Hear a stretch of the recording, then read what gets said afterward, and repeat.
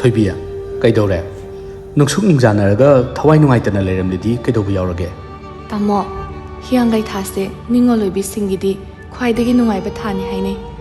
Adubu, Chakouba kanasu leijadaba, nachalgidi, Khwaidagi pukning nungsiba matam haibado oire. Miyamna, Ningol Chakouba chetnabasi uraga, pukning yamna nungshi. Adugi oire. Adugi damaktabu karigi warino. Chakouba kana leijadi haiba singdugi damaktane, Kangleipak news Tengbang lupna leirise. Mamangi chahi singda chakau khibadugumna, kumsi chahi gisu chakau gadoribane. Madugine pau haiba lagi chaina. Asing barodamo, kari numitano akhaibu Chakouba dusibo. Se, lakliba November taraga taret, nongmaijing numit se, sidane, Khangabok leiba MMRC PARK ta pangthoktuna ne. Nang laktabi aroiko, nanta lakadabane.